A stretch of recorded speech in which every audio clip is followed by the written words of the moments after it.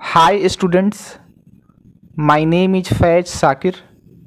Welcome to third lesson of your history, Agrarian Structure under the British.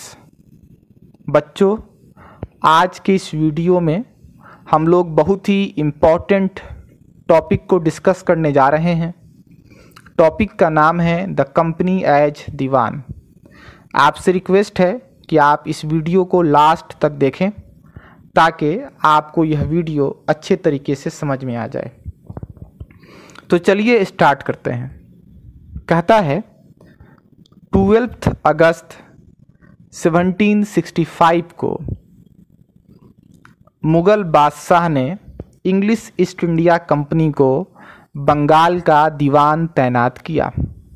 दीवान का मतलब होता है जो टैक्स कलेक्ट करता है, जो रेवेन्यू कलेक्ट करता है।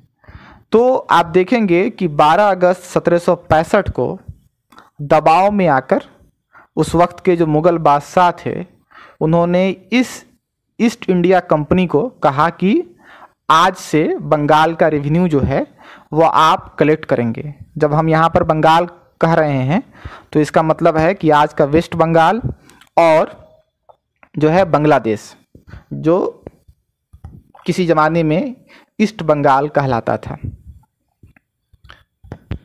कह रहा है कि यह जो मीटिंग जो हुई, जिस मीटिंग में यह एग्रीमेंट साइन हुआ कि आज से बंगाल का टैक्स जो है, रेवेन्यू जो है, वह English east India company collect करेगी। यह घटना मुट्ठी भर अंग्रेज़ों और हिंदुस्तानियों की मौजूदगी में रॉबर्ट क्लाइव के तंबू में हुई होगी।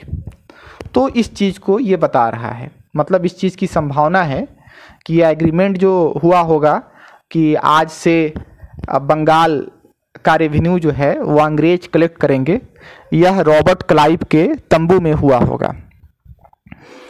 कहता है क्या कि दीवान के तौर पर कंपनी अपने कंट्रोल वाले हिस्सों के आर्थिक मामलों की मुख्य शासक बन गई। यानी कहने का मतलब है कि जिस एरिया पर अंग्रेज़ों का कंट्रोल था, उस एरिया के जो फाइनेंशियल मामले जो थे, अब उसको अंग्रेज जो है वह कंट्रोल कर सकते थे। अब उसे अपनी ज़मीन और शासन चलाने और आमदनी को व्यवस्थित करने का रास्ता ढूंढना था। यानी कहने का मतलब अब अंग्रेज़ों को डिसाइड करना था कि जो हिस्सा उनके कंट्रोल में है वह किस तरह से उस हिस्से को चलाएंगे, किस तरह से वहाँ का जो फाइनेंशियल जो प्रॉब्लम है उसको वह सॉल्व करेंगे।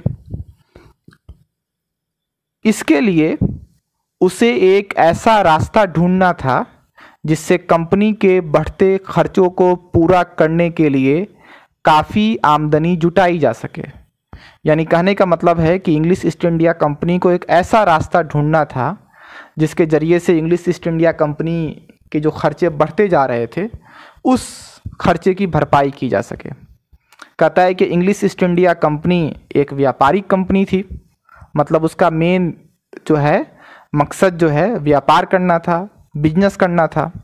तो कहता है कि व्यापारिक कंपनी के नाते उसे यह ख्याल भी रखना था कि वह अपनी ज़रूरत की चीज़ें खरीदती बेचती रहे। ठीक है, एक तो आपको शासन करना है, उसके अलावा चूँकि आप कंपनी हैं तो आपकी ये रिस्पॉन्सिबिलिटी है कि आप जो है सामान को जो बेचने खरीदने का जो आपका प्रोसेस है उसको आप जारी रखें। कहता है क्या कि वक्त के साथ कंपनी को यह बात भी समझ में आने लगी कि उसे सावधानी के साथ बहुत ही सावधान होकर आगे बढ़ना होगा। बाहरी ताकत होने की वजह से उसे उन लोगों को भी शांत रखना था जो गांव देहात में पहले शासन चला चुके थे, जिनके पास अभी भी काफ़ी ताकत और सम्मान था। कहता है कि अंग्रेज जो है वह बाहर से आए हुए थे और आप देखेंगे कि ना सिर्फ अंग्रेज़ों को फाइनेंशियल प्रॉब्लम्स को सॉल्व करना था, बल्कि जो लोकल्स थे, जैसे जो पुराने ज़माने में ज़मींदार थे, जो राजा वगैरह जो थे, उनको भी जो है कंट्रोल करना था। ऐसे जो लोग लोकल जो एडमिनिस्ट्रेशन में रह चुके थे, उन्हें कंट्रोल करना तो ज़रूरी था, लेकिन उन्हें ख़त्म नहीं किया जा सकता था। मतलब अंग्रेज़ों को के लिए बहुत ज़रूरी था कि जो लोग स्थानीय सत्ता में रह चुके हैं उन्हें नियंत्रित किया जाए।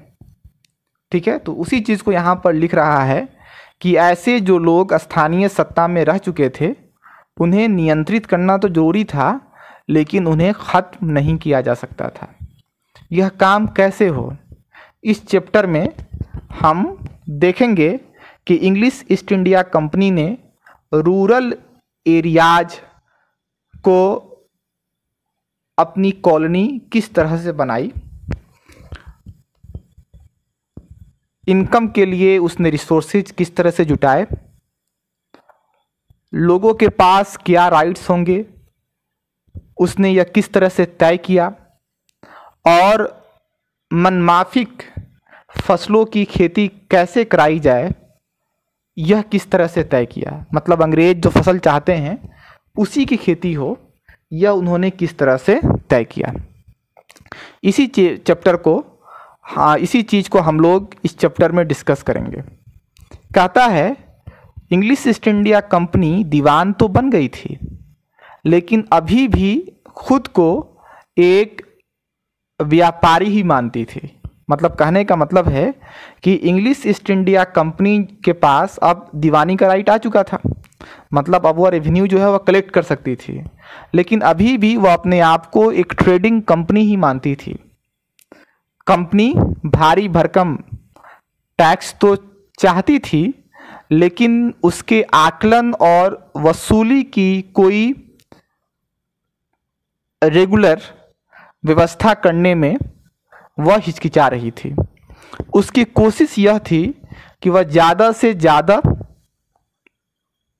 टैक्स हासिल करे, ज़्यादा से ज़्यादा रेवेन्यू हासिल करे और कम से कम कीमत पर बढ़िया सूती और रेशम का कपड़ा खरीद सके। आप देखेंगे कि इसी वजह से 5 साल के भीतर बंगाल में कंपनी द्वारा खरीदी जाने वाली चीज़ों का जो कुल जो प्राइस जो था वह दुगुना हो गया। 1865 में पहले इंग्लिश ईस्ट इंडिया कंपनी 1865 से पहले जो इंग्लिश ईस्ट इंडिया कंपनी जो थी वह ब्रिटेन से सोना और चांदी जो है आप देखेंगे कि इंपोर्ट किया करती थी और इन चीज़ों के बदले सामान खरीदती थी। अब बंगाल में इकट्ठा होने वाले पैसे से ही वह एक्सपोर्ट के लिए चीज़ें खरीदी जा सकती थीं। यानी कहने का मतलब कि पहले जो है अगर अंग्रेज़ों को सामान खरीदना होता था तो वह जो है ब्रिटेन से सोना और चांदी वगैरह मंगाया करते थे और फिर उसके बदले जो है वह रॉ मटेरियल्स वगैरह ख़रीद कर उसको ब्रिटेन भेजा करते थे। लेकिन अब चूँकि रेवेन्यू जो है, अब चूँकि वह रेवेन्यू कलेक्टर बन गए थे, तो फिर अब वहाँ से सोना चांदी मंगाने की ज़रूरत ही नहीं थी। अब बंगाल में जो कुछ भी, चूँकि पूरा बंगाल का पैसा तो अब उन्हीं का हो गया था, तो अब जो है इन्हीं पैसों से वह रॉ मटेरियल्स वगैरह ख़रीद कर एक्सपोर्ट कर सकते थे। कहता है कि जल्द ही यह जाहिर हो गया कि बंगाल की जो इकनॉमी है वह एक गहरे संकट की तरफ जा रही है। आर्टिसंस गांव छोड़कर भाग रहे थे क्योंकि उन्हें बहुत कम कीमत पर अपनी चीज़ें कंपनी को जबरन बेचनी पड़ती थी। यानी कहने का मतलब है कि इंग्लिश ईस्ट इंडिया कंपनी जो है वह बहुत कम कीमत पर आप देखेंगे कि आर्टिसन से, कारीगर से जो है वह सामान खरीदती थी। नतीजा ये हुआ कि बंगाल के जो कारीगर जो थे वह अपने गांव छोड़कर भागने लगे। किसान अपना लगान नहीं चुका पा रहा था, आर्टिसंस का जो प्रोडक्शन जो था वह गिर रहा था, और खेती जो है वह चौपट होने के डायरेक्शन में आप देखेंगे कि बढ़ रही थी। 1770 में आप देखेंगे कि बंगाल में एक बड़ा अकाल आया जिसमें 1 करोड़ लोगों की मौत हो गई। इस अकाल में लगभग बंगाल की 1/3 पॉपुलेशन जो है वह ख़त्म हो गई। तो कहने का मतलब ये है कि दबाव में आकर मुग़ल बादशाह ने अंग्रेज़ों को रेवेन्यू कलेक्ट करने का अधिकार तो दे दिया, लेकिन अंग्रेज़ जो है, चूँकि इंग्लिश ईस्ट इंडिया कंपनी एक ट्रेडिंग कंपनी थी, उसको नहीं मालूम था कि किस तरह से स्टेट को चलाया जाता है। नतीजा ये हुआ कि जो भी उनकी जो इकोनॉमिक स्ट्रेटजी थी वह सही नहीं थी, जिसकी वजह से बंगाल की अर्थव्यवस्था जो है वह पूरी तरह से चौपट हो गई। और आप देखेंगे कि 1770 में एक भयानक अकाल आया जिसमें 1 करोड़ लोगों की मौत हो गई, और इस अकाल में बंगाल की 1/3 आबादी, हर 3 में से 1 इंसान की मौत हो गई। यह जो है तो इसी चीज़ को यहाँ पर समझाने की कोशिश कर रहा है। तो उम्मीद है कि आज मैंने जो आपको पढ़ाया है वह समझ में आया होगा। अगले वीडियो में हम लोग इसी लेसन को कंटिन्यू करेंगे। तब तक आप अपना ख्याल रखें, खुश रहें, स्वस्थ रहें। That's all, thank you. Video देखने के लिए बहुत बहुत शुक्रिया, बहुत बहुत धन्यवाद।